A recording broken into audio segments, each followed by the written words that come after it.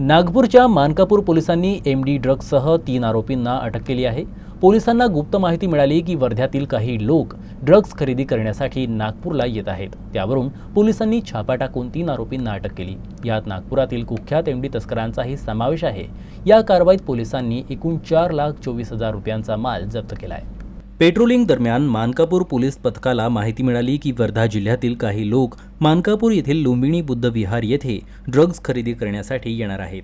या माहितीच्या आधारे पोलिसांनी तत्काळ कारवाई करत वसीम अहमद खान पठाण आणि कार्तिक उर्फ जोंगा बिलवाल यांना संशयास्पद स्थितीत फिरताना अटक केली। झडती दरम्यान दोघांजवळ सुमारे 75,000 रुपयांची रोकड आढळली। चौकशी दरम्यान आरोपीनं वर्धा जिल्ह्यातून ड्रग्ज खरेदी करण्यासाठी नागपूरला येत असल्याचं कबूल केलं। त्यानंतर पोलिसांनी नागपूरच्या ड्रग्ज तस्करला त्याच्या स्वतःच्या मोबाईलवरून फोन केला आणि ड्रग्जसह भेटण्यास सांगितलं। नागपूरचा पुरवठादार आयुष अमृत मेश्राम घटनास्थळी पोहोचताच आधीच दबा धरून बसलेल्या पोलीस पथकानं त्याला अटक केली।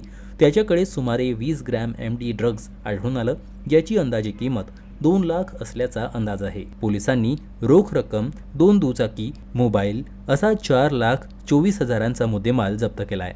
एका व्यक्तीकडून ते एमडी म्हणजे मेफेड्रॉन हा जो अंमली पदार्थ आहे तो खरेदी करण्यासाठी आलेले आहेत आणि त्यांच्याकडे काही रोख रक्कम देखील असल्याचं त्या आरोपींनी, त्या संशयितांनी सांगितलं।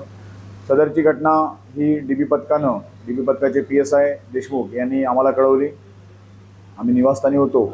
रात्री घटनेची माहिती मिळाल्यानंतर तत्काळ आम्ही पोलीस स्टेशनला आलो आणि त्या घटनेची माहिती वरिष्ठांना देखील कळवली। वरिष्ठांच्या मार्गदर्शनाखाली त्याच्यामध्ये कारवाई सुरू करण्यात आली।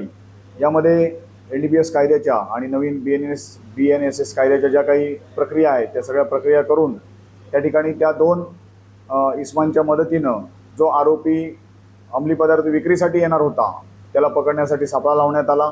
त्या 2 इस्मांकडे इस्मांनी त्या समोरच्या आरोपीला फोन करून बोलावून घेतल्यानंतर त्याला त्या ठिकाणी ताब्यात घेण्यात आलं।